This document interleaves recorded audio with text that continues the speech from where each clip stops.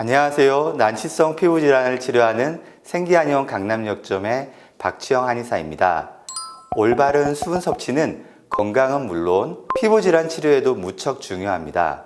오늘은 아토피, 건선, 습진을 비롯한 피부질환과 물의 상관관계, 물의 올바른 섭취법과 어떤 물을 선택할지에 대해서 알려드리도록 하겠습니다. 동의보감에서는 사람에 따라 몸이 살찌거나 마른 것, 수명의 길고 짧음은 마시는 물에 그 원인이 있다라고 언급하고 있습니다. 또한 물의 종류를 무려 33가지로 나누어 설명할 만큼 물의 중요성을 인식하고 있습니다. 물은 인체의 70%를 구성하고 있습니다. 성인 기준으로 뇌와 근육의 75%, 연골의 80%, 혈액의 94%가 물로 구성되어 있기 때문에 물은 건강과 직접적으로 관련되어 있는 것입니다. 물은 인체의 혈액순환, 체온 조절, 영양소 운반 등 중요한 대사 과정에 관여합니다. 그런데 이러한 물을 과다하게 섭취하거나 혹은 부족하게 섭취했을 때 인체 대사작용에 부정적인 영향을 미치게 됩니다. 이로 인해서 우리 몸의 기본적인 대사가 원활하게 이루어지지 않게 되면 면역 체계에 혼란이 오게 되고 아토피, 건선, 습진 등 다양한 피부 질환이 발생하거나 악화됩니다. 인체에 물이 부족하게 되면 피로, 무기력, 두통, 변비, 비만 등의 다양한 증상이 나타납니다. 특히 피부과학적으로는 히스타민의 과다 분비를 유발하여 아토피와 알레르기성 질환을 유발한다는 연구 결과가 보고되었습니다. 반대로 물을 과도하게 섭취할 경우 혈액 속의 나트륨 농도가 낮아지는 저나트륨 혈증이 발생하면서 구토, 근육경련 등 다양한 증상이 나타날 수 있습니다. 특히 신부전, 간경화, 부신기능 저하증 등을 앓고 있는 경우 물의 과다 섭취를 주의하셔야 합니다. 따라서 물은 부족하지도 않게, 과하지도 않게, 그리고 급하지 않게 천천히 적정량을 마시는 것이 중요한데요. 그렇다면 하루에 어느 정도 물을 마시는 것이 좋을까요? 소변과 대변, 폐호흡, 그리고 땀으로 배출되는 수분의 양은 하루 약 2.5리터입니다. 그리고 정상적인 식사를 통해 흡수되는 수분은 약 1에서 1.5리터입니다. 따라서 나머지 1 내지 1.5리터의 물을 마셔서 보충해야 합니다. 세계보건기구인 WHO에서는 하루 1.5 내지 2리터가량의 수분 섭취를 권장합니다. 200ml 한 컵 기준으로 7잔 내지 8잔 정도를 마셔야 합니다. 생각보다 많은 양입니다. 한 번에 몰아서 마시는 것이 아니라 목이 마르기 전에 조금씩 수시로 마시는 것이 중요합니다. 또한 식사 중에는 소화를 방해할 수 있기 때문에 가급적 드시지 않는 편이 좋습니다. 그리고 중요한 것은 바로 물의 온도입니다. 체온이 1도 높아지면 면역력은 4, 5배 이상 상승한다는 말이 있습니다. 그만큼 우리 몸의 체온을 따뜻하게 유지하는 것이 건강 관리에 있어서 특히 피부 건강 관리에도 무척 중요합니다. 따라서 반드시 피해야 할 것이 바로 차가운 물입니다. 인체의 체온은 36.5도입니다. 체온은 곧 면역력입니다. 차가운 물을 마시는 것은 인체의 체온, 즉 면역력을 교란시키는 나쁜 습관입니다. 동의보감에 소개된 건강법으로 음양탕이라는 것이 있습니다. 동의보감에서는 33가지로 나누는 분류에 의하면 생숙탕이라고도 하는데요. 마시는 방법에 의해서 물도 약이 되는 개념입니다. 음양탕은 자연계의 대류 현상을 활용한 과학적인 원리를 담고 있습니다. 뜨거운 물을 먼저 붓고 찬물을 부어서 뜨거운 물과 차가운 물이 대류 현상으로 섞일 때 즉시 복용하는 방법으로 질병 예방과 건강 회복에 도움이 되는 방법입니다. 따라서 평소에 음양탕을 만들어 드시는 것을 적극 추천드립니다. 이번 영상을 위해서 보시는 것처럼 최대한 다양한 생수를 구매해 보았는데요. 국산물도 있고 물 건너온 해외물도 있습니다. 먼저 왼쪽에 보이는 것들은 물 건너온 물입니다. 그리고 오른쪽에 있는 것들은 국산물입니다. 생수의 원수원을 보면 여러 종류가 있는데요. 첫 번째는 빙하수입니다. 동의보감에서는 빙하수를 납설수라고 언급하고 있습니다. 빙하는 생명체가 거의 살지 않아 불순물, 오염물질이 없는 고체 상태입니다. 고체 상태에서 물 분자는 육각형 구조를 이루고 있습니다. 이런 상태로 수천 년, 수만 년 동안 빙하의 상태로 있다 보면 빙하가 녹더라도 물 분자끼리 함께하던 관성이 남아서 액체 상태에서도 천연 육각수 구조를 이루게 됩니다. 육각 구조는 물 분자 클러스터의 크기가 작아서 체내 흡수율이 좋습니다. 또한 빙하수는 활성수소가 풍부해서 항산화 등의 효과가 있는 반면 굉장히 순수한 상태라서 미네랄 함량은 거의 없다고 볼 수 있습니다. 빙하수는 빙하를 녹여서 병입하기도 하고 바다로 흘러 들어가기 직전에 취수하기도 합니다. 두 번째로 해양 심층수의 경우 햇빛이 닿지 않는 수심 200m 이상의 심해에 있는 바닷물을 이용한 물입니다. 일반적으로 그린란드 앞바다와 남극해에서 온도차에 의해 수천 년 전 빙하가 녹아서 침강된 바닷물을 가리키는데 해양 심층수는 표층수와 뚜렷한 밀도 차이로 인해 섞이지 않고 거대한 독자적인 해양 심층수 벨트를 형성합니다. 따라서 빙하수를 원수로 한다고 볼 수는 있지만 너무 오랜 시간이 지났기 때문에 빙하수의 특징은 거의 없다 볼 수 있습니다. 세계에서 해양 심층수의 취수가 가능한 나라는 5개로 미국, 노르웨이, 대만, 일본, 그리고 바로 우리나라입니다. 해양 심층수에는 영양분과 미네랄이 풍부하며 미네랄 밸런스가 좋아서 인체 흡수력이 뛰어나다는 장점이 있습니다. 다만 해양 심층수이기에 나트륨 함량이 좀 높은 편입니다. 우리나라에서 취수한 물의 경우에는 비교적 높지 않지만 미국의 코나딥 경우 나트륨 함량이 일반적인 물의 10배 정도로 함유되어 있습니다. 그리고 세 번째로는 해양 심층수가 아닌 심층수에 해당되는 러시아의 바이칼인데요. 이름처럼 바이칼은 바이칼 호수의 딥워터존의 400 내지 500m 사이의 코어 특수수질층에서 취수한 물입니다. 현재까지 오염물질이 검출된 적이 없으며 수온은 3.6도 내지 4.0도로 일정하여 천연 산소량이 10.5 내지 12.4mg per 리터로 높게 유지되는 물입니다. 네 번째는 지하수입니다. 지하수는 말 그대로 땅속에 있는 물인데요. 지표에 있던 물이 지하로 침투되면서 생기게 됩니다. 안반층을 통과하며 걸러지는 것을 지하 안반수라고 하는데 대부분의 물들이 이러한 지하 안반수에 해당되며 이 안반층이 빙하 퇴적층인 경우도 있습니다. 빙하 퇴적층 지하수의 경우 노르웨이의 보스, 캐나다의 휘슬러, 프랑스의 볼빅, 에비앙, 뉴질랜드의 네이키드 스틸 워터가 있습니다. 마지막으로는 용천수가 있습니다. 용천수는 빗물이 지하로 스며든 후에 대수층을 따라 흐르다가 암석이나 지층의 틈새를 통해 지표로 솟아나는 물인데요. 즉 지하수가 지표로 솟아난 물이라고 할 수 있습니다. 오염이 많은 현대사회에서 좀 더 청정하고 깨끗함이 보장되어 있는 물을 원하시는 경우에는 그리고 천연 육각수로 뛰어난 흡수율이 필요하시다면 빙하수를 추천드립니다.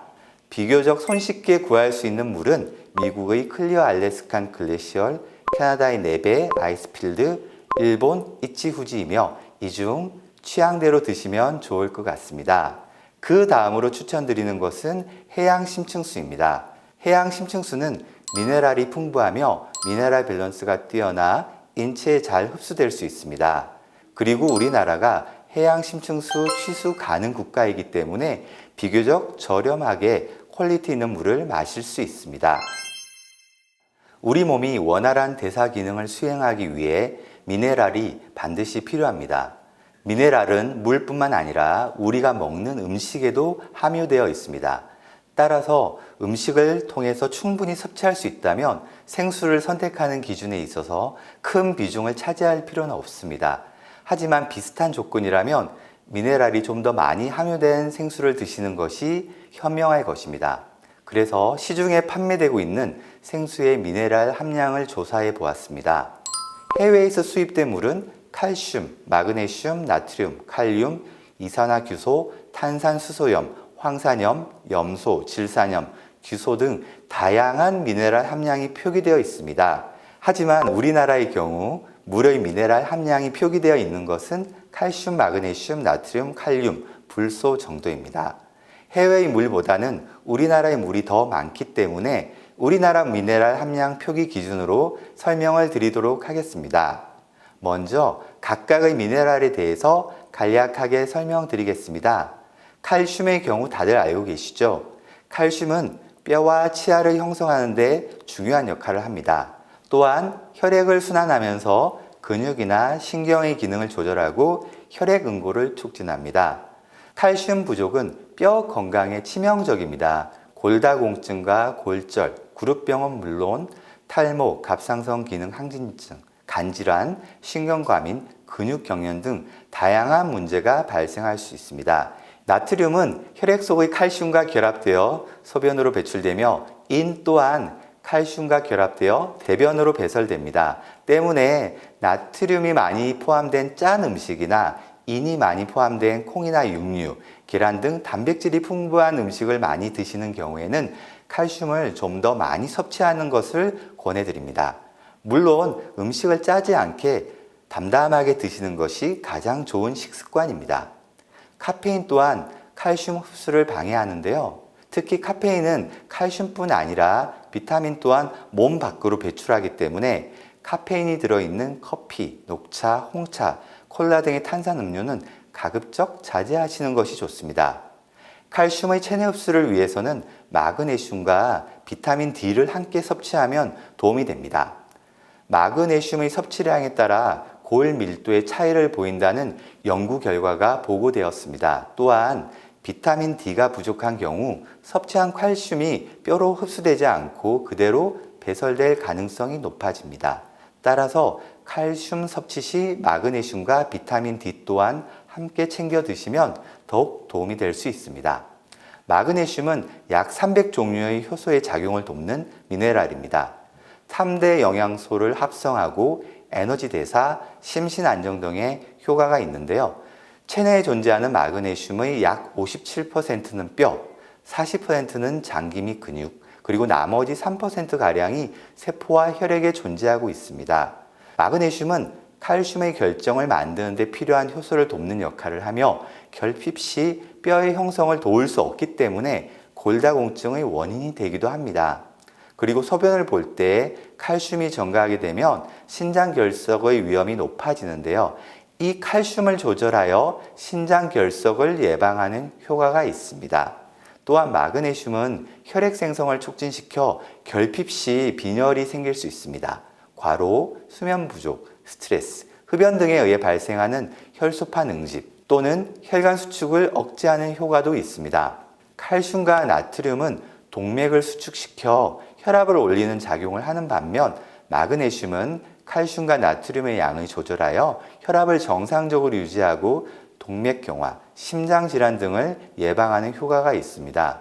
이처럼 건강을 유지하기 위한 필수 영양소인 마그네슘은 체내에서 생성되지 않기 때문에 반드시 음식으로만 섭취할 수 있는데요. 보리와 잡곡 등의 곡물에 풍부하게 함유되어 있기 때문에 곡물을 주식으로 하는 한국인의 경우에는 마그네슘이 부족해서 나타나는 현상은 어느 정도 예방이 됩니다. 다음은 나트륨입니다. 물에도 나트륨이 미량 함유되어 있는데요. 음식을 짜게 먹는 것이 좋지 않다는 관념으로 인해서 나트륨 또한 나쁜 것이라는 인식이 있습니다.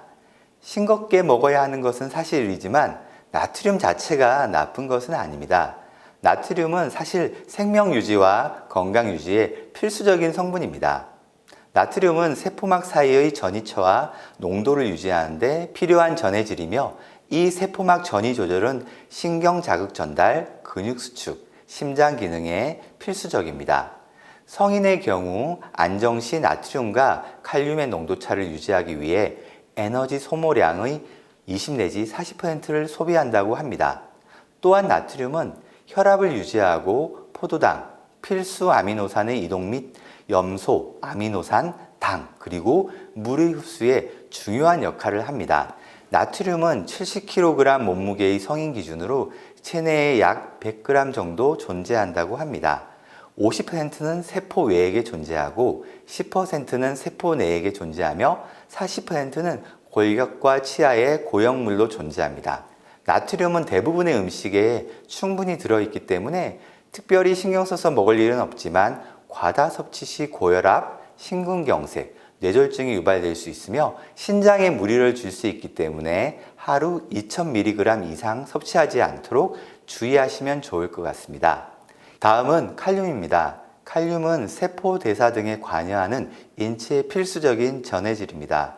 마그네슘과 함께 신체의 긴장을 완화하여 휴식을 돕는 성분으로 혈관벽의 긴장을 풀어주고 흥분된 신경을 정상으로 회복시켜 주기도 하죠. 근육 운동을 도와 근육의 경련을 예방하는 효과도 있으며 특히 나트륨 배출을 도와서 혈압을 낮추는 효과가 있기 때문에 일일 평균 나트륨 섭취량의 2배 이상 나트륨을 섭취하는 현대인들에게 특히 중요한 성분입니다. 칼륨은 김, 콩, 쑥, 곶감, 아보카도, 마늘, 고구마, 바나나, 적상추에 풍부하게 함유되어 있습니다. 칼륨의 일일 권장 섭취량은 약 3,500mg이며 칼륨이 결핍되게 되면 신경과 근육 기능 저하가 발생할 수 있습니다. 마지막으로 불소의 경우 치아에 도포하게 되면 충치의 원인이 되는 세균이 만들어내는 산에 대한 저항성이 높아질 뿐만 아니라 산을 형성하는 활동 또한 막아줍니다. 또한 불소가 도포되었을 때 칼슘, 인 등의 무기질이 결합하여 치아를 보호하고 에나멜을 강화하여 충치에 대한 면역력을 길러줍니다. 하루 3mg 정도 섭취가 적당하며 10mg을 넘으면 위험하므로 주의하셔야 합니다. 평균적으로 식품을 통해 섭취되는 불소의 양은 0.06mg 정도라고 합니다. 즉 물에 함유된 불소만 주의하면 되는데요. 불소 함량이 높은 물도 리터당 1mg 정도이기 때문에 크게 섭취를 신경 쓰지 않으셔도 괜찮습니다. 각 미네랄의 효능에 대해서 알려드렸으니 이제 어떤 물에 얼마만큼의 미네랄이 함유되어 있는지 한번 알아보도록 하겠습니다. 칼슘 함량이 많은 것 탑3를 말씀드리겠습니다. 주로 해외의 지하수가 많았습니다. 스페인의 시에라 카졸라, 프랑스의 에비앙, 세르비아의 보다보다 순이었습니다. 칼슘 함량이 적은 것 탑3는 미국의 코나딥, 노르웨이의 이즈브레, 제주도의 삼다수 순이었습니다. 마그네슘 함량이 많은 것 탑3에 대해서 말씀드리겠습니다. 속초의 딥스골드, 속초의 딥스블루, 천년 동안 베이비워터 순이었습니다. 마그네슘 함량이 적은 것 탑3는 노르웨이의 이즈브레, 캐나다 휘슬러, 노르웨이 보스 순이었습니다. 나트륨 함량이 많은 것 탑3에 대해서 말씀드리겠습니다. 주로 해양 심층수에 나트륨이 많이 포함되어 있죠. 미국 코나딥, 강원도 고성, 천년 동안 베이비워터, 강원도 고성, 천년 동안 언더더시 블루 순이었습니다. 나트륨 함량이 적은 것 탑3에 대해서 말씀드리겠습니다. 주로 빙하수가 나트륨을 적게 함유하고 있습니다. 노르웨이 이즈브레, 캐나다 아이스필드, 캐나다 네베 순이었습니다. 칼륨 함량 많은 것 탑3는 천년 동안 베이비워터, 강원도 속초 딥스골드, 강원도 속초 딥스블루 순이었습니다. 칼륨 함량이 적은 것 탑3에 대해서 말씀드리겠습니다. 주로 빙하수에 칼륨 성분이 없습니다. 캐나다 네베, 캐나다 아이스필드, 미국 클리어 알래스칸 글래시어 순이었습니다. 물의 미네랄 함량이 신체에 크게 영향을 미칠 정도로 많은 것은 아니기 때문에 대부분의 미네랄은 음식으로 흡수하셔야 합니다. 따라서 물에 어떤 미네랄이 얼만큼 함유되어 있는가 보다는 어떤 종류의 물인지가 더 중요합니다. 물의 종류를 선택한 이후 또 다른 기준이 필요하다면 미네랄이 많은 물을 고르시는 편이 더 현명할 것으로 판단됩니다. 칼슘, 마그네슘, 칼륨의 경우에는 많이 함유된 물이 좋으며 나트륨의 경우에는 이미 지나치게 섭취하고 있는 분들의 경우에는 적은 물이 좋겠지요. 마지막으로 물 자체도 중요하지만 물이 어디에 담겨 있느냐 또한 중요합니다. 대부분의 생수는 플라스틱 병에 담겨 있는데요. 미국 뉴욕 주립대학 연구진에 의하면 11개 브랜드의 259병의 생수를 9개국의 19개 장소와 아마존을 통해서 구입한 결과 대부분의 플라스틱에 담긴 생수에서 미세 플라스틱 입자가 검출되었다고 합니다. 한국의 물은 조사 대상에 포함되어 있지는 않아서 한국 생수의 경우 어떠한 브랜드에서 미세 플라스틱이 검출되었는지 혹은 검출되지 않았는지의 여부는 각 생수 브랜드의 홈페이지 등을 통해서 확인할 수 있습니다. 따라서 생수를 사서 드시는 경우에는 미세 플라스틱이 검출되지 않았다고 증명된 물을 드시는 것이 좋겠습니다. 또한 유리병에 담긴 생수를 이용하시면 좋을 것 같습니다. 조사한 생수의 경우 네이키드 스틸워터, 아쿠아파나, 에비앙, 보스 생수의 경우에는 유리 용기에 담겨져 있습니다.